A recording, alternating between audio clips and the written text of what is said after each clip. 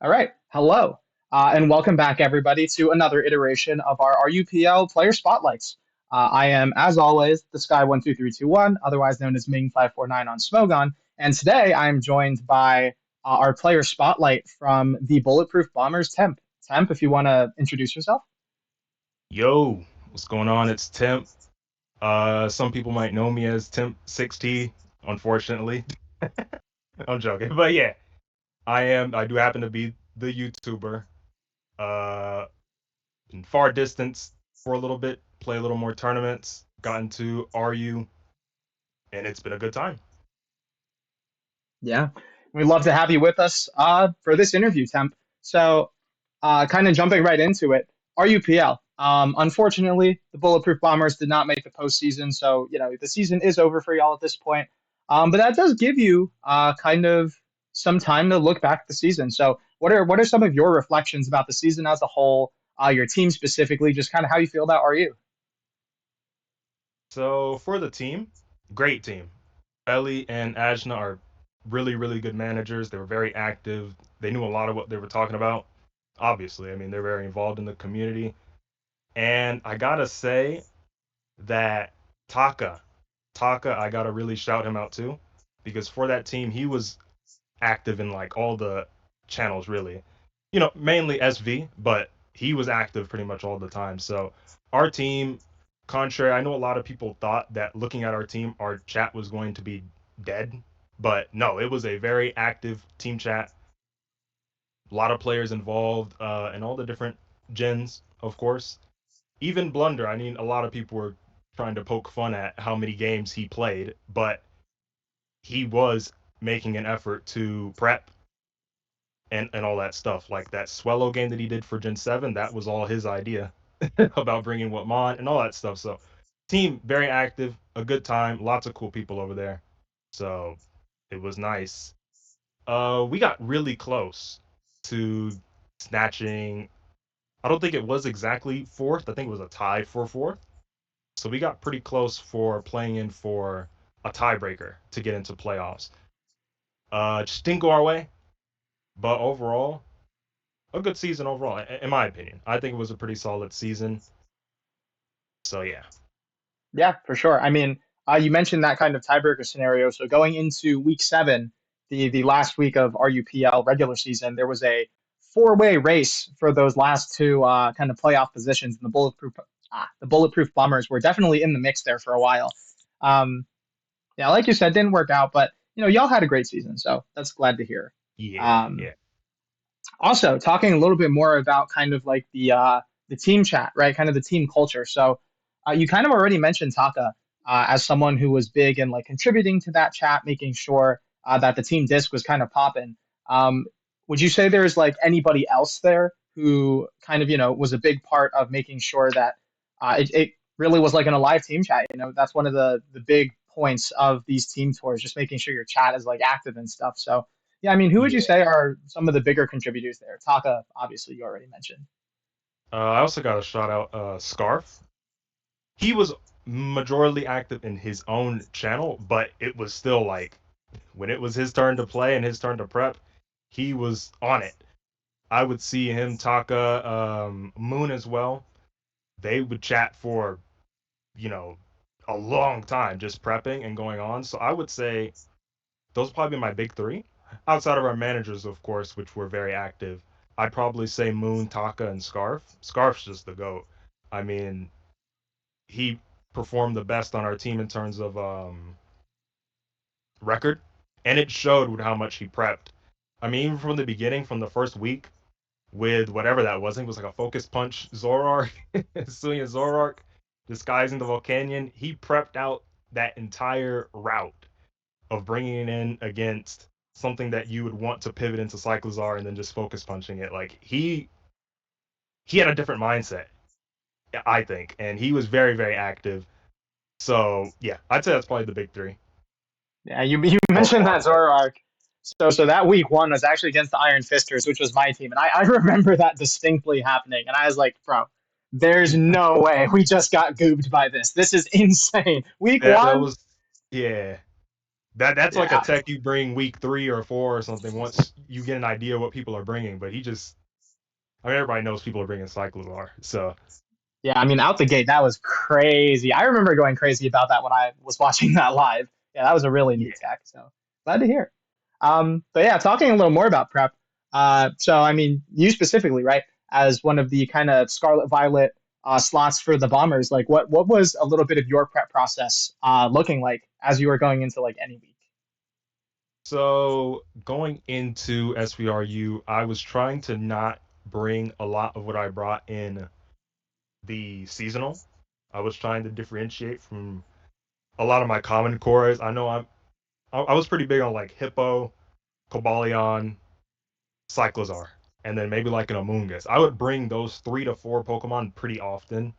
Uh, so my main plan was to try and deviate from that a little bit because that was like a pretty easy scout. You could bring a number of Pokemon into that, like Armarouge, stuff like that, that can just own own that defensive core. I was playing BLT for RU at the same time, and it was a little tough trying to differentiate my prep there for like both tournaments going at the exact same time. A lot of prep was definitely with the help of Felly. Felly did a lot. I think the like you said when we were talking earlier, this team that's on the screen right now, that was a Felly team. I'm 99% sure. If it wasn't him that made it, he was testing it a lot. And that was pretty much just my build direction. Try and be different from what I'm usually bringing in my scouts. That way, someone can't just counter team me and win on preview. And I don't think really any of my games were preview losses. A lot of them were either I just didn't play as well, I didn't play to my matchup, got a little bit unlucky, mix of both. But I don't think it was ever really a matchup thing for any of my losses. So I think I did pretty decent in that regard. Yeah, absolutely.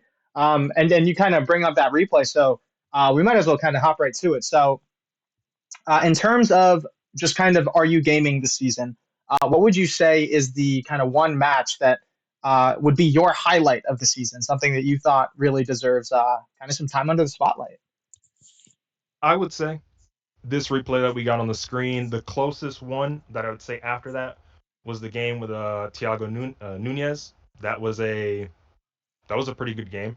Didn't come out on top there, but I still feel like the team that was brought was fun.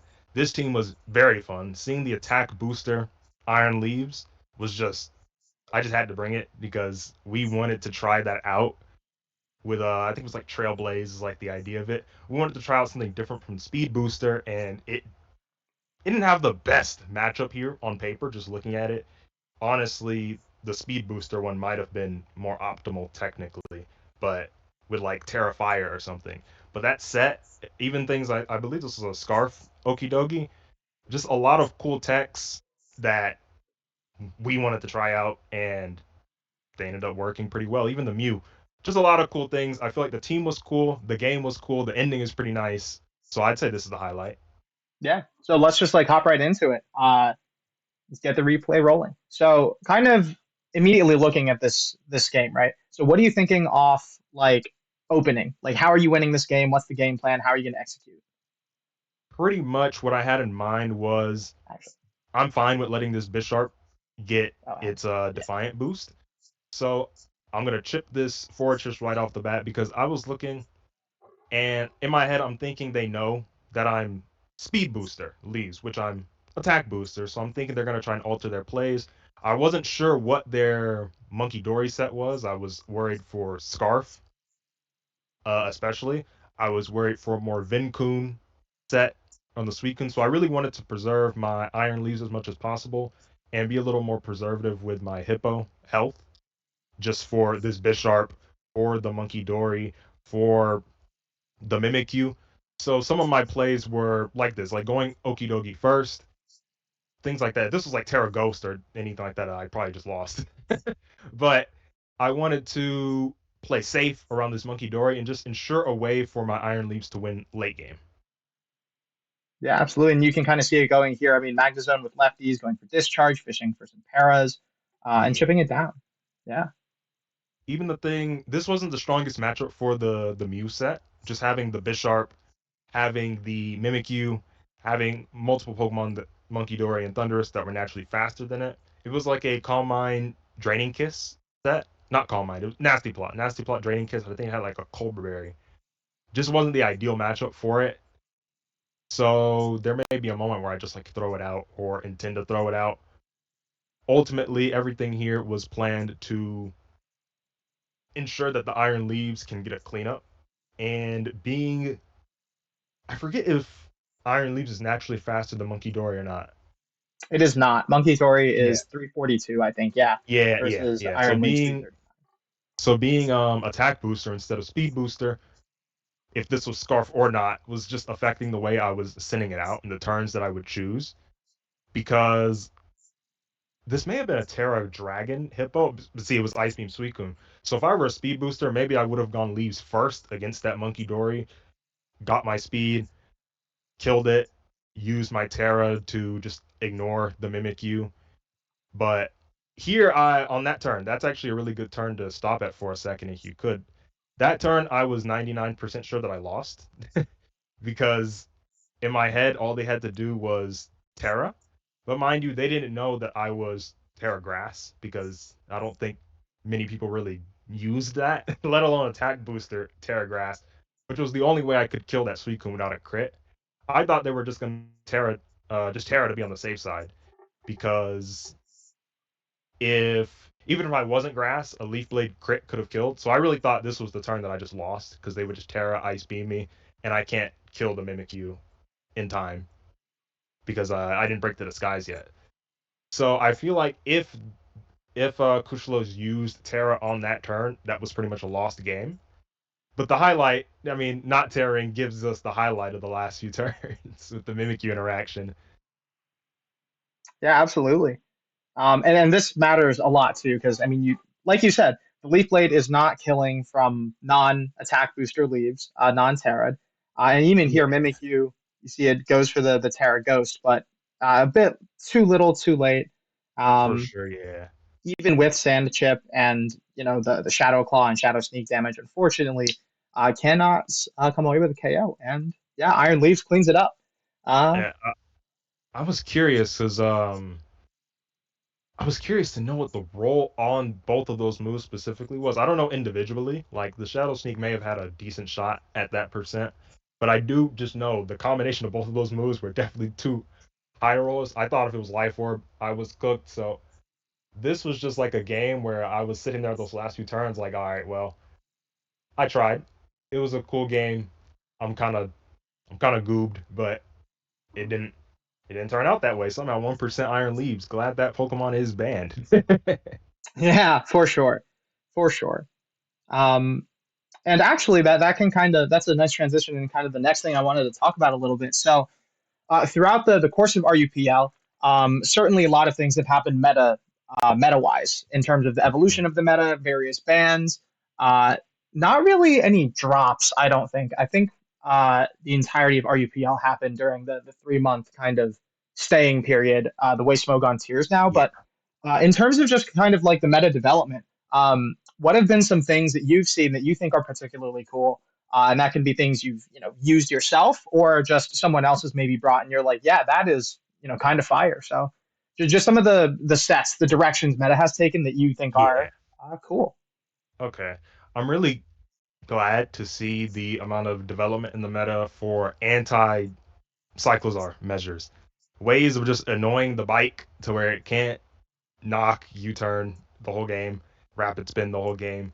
Be it spike stacking structures with a ghost, like a Palisand is probably one of the bigger ones for sure. Um Things like lures onto body press Volcanion. I know that existed before RUPL, but we started to see a lot more Cyclozar lures, and I think its win rate started to go down. It was actually pretty low at a certain period during one of the weeks, or just overall. It had a really low win rate because everybody was prepping for ways to just eliminate that Pokemon from prepping. And I think this was really, or not prepping, eliminating that Pokemon from spinning and pivoting. And I think a lot of that had to do with Thundurus still being in the tier, where everybody felt like they had to have a Cyclozar because it's the fastest sort of pivot you have that's going to be eating hits from Thundy.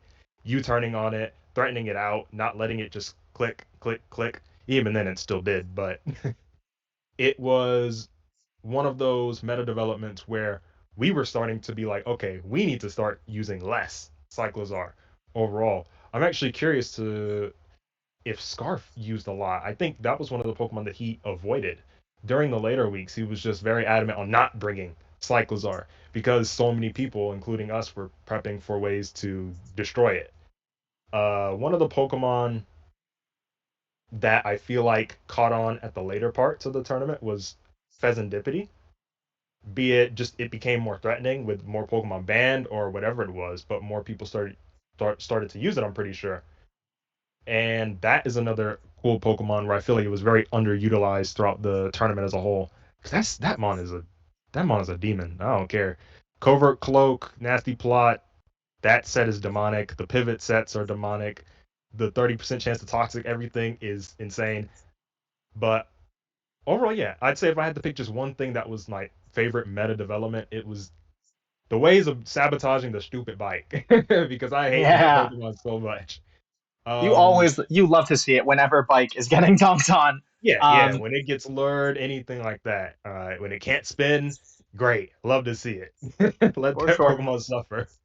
And the Pheasantipity bit too. I mean, I think before coming into RUPL, a lot of kind of the big RU mainers were kind of talking about Fez and how, I mean, Toxic Chain turning every U-turn into basically Scald for, you know, badly poison while keeping it as a pivot move. I think definitely that's a mon that got a lot of love kind of near the tail end of RUPL. So Right, yeah, right. for sure. And kind Oh, of, yeah, go ahead. I was thinking about all the bulky Calm Mind Pokemon. Sorry, I didn't even mean to cut you off there, but all the bulky Calm Mind Pokemon, those were not the cool developments. I hate those. I hate all of them. Slowbro, Suicune, all those that started popping up near like the middle part to the end, where everybody was like, "Oh, these guys are broken." Cresselia, Reuniclus, Slowbro, all of them. You have to be ready for them all, and that was probably the development I didn't like. But yeah, continue. Sorry, I did not mean to cut you off there, bro. Yeah, absolutely. No, you love to hear it. But yeah, I mean, we're kind of getting to the end of like the things we have prepared for this. So I will leave it with this. So coming into the season, what were some of your personal expectations for yourself as a player? And then how do you think you kind of lived up to that? Do you think you met them, exceeded, underwhelmed? And just yeah, kind of talk about how you felt about yourself this season. Okay, okay. So going into this, I I was mostly expecting to be a 3K sub. I think I did go for 3K. So and I was effectively a sub. I think I became more of like a starter pick during the later half of the tournament. But I was expecting maybe to go at least even. So I think I did meet my expectations. I'm pretty sure I went if I didn't go 3-3, maybe I went 3-2 or something. I was expecting to go about even. I did have a relatively tough pool.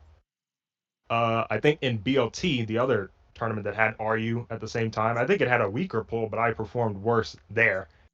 Uh, and that was probably around the performance I was expecting to have for this tournament, just because it was so stacked. I haven't played RU for such a long time at all.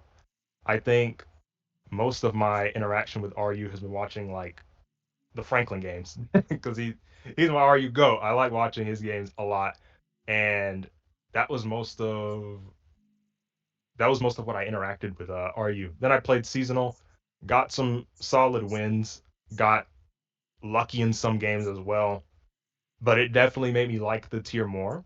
And going into this, I was definitely not expecting to just like, oh, skyrocket. I'm gonna go undefeated. I'm gonna go X-1 as soon as I play RUPL or nothing like that. Definitely, if I wasn't going even in my mind, I was gonna be like maybe one game under, like as like a negative, like a 2-3, a 3-4, or something like that. Was what I was thinking in my head. So I didn't have the craziest expectations. So I think with my performance, I think I at least met them, or maybe it could be a stretch that I passed my expectations. But I'd say I pretty much met my expectations of what I wanted to do for this tournament in terms of prep and play. All right, we love to hear it. Um, Well, yeah, I mean that's everything that I have prepared for you. Do you have any like kind of closing comments for your team? Are you as a general? Um, Just like whatever you want to say. Uh, Closing thoughts. I'd say just big, massive shout out to the Bombers. We definitely, Felly and Ajna are really, really good managers. I'm telling you, don't let the fifth place, don't let the fifth place deny how active they are as managers and how much they know about the tier. They're really, really good, and I really enjoyed the team. It was a great first RUPL for me. I should be back if I'm still playing tournaments and stuff next year. I should be back to play for more. Just a great time overall. I enjoyed pretty much all the games. I don't think there was a game that I played here where I was like mad if I won or lost, or I was like annoyed or pissed off or anything. It was just a good time. It was a fun time, chill, RU Discord, everything like that. So yeah, just big shout out to the RU community. Everybody's chill here. Everybody's nice here. It's a fun time. Right. Love to hear it. And with that, thank you to all of our YouTube viewers, as always, for kind of tuning into this iteration of the player interviews. Um, Keep your eye out for any more RUPL content coming your way, whether that be more player interviews, kind of predictions, recaps, or maybe some potential live coverage in the future. Who knows? I'm not making any promises, but we're thinking about it. But yeah, with that, thank you to you, Temp, for taking the time out of your day, coming down, sitting with me, and having this interview. Yep, no And problem. yeah, with that, goodbye, y'all.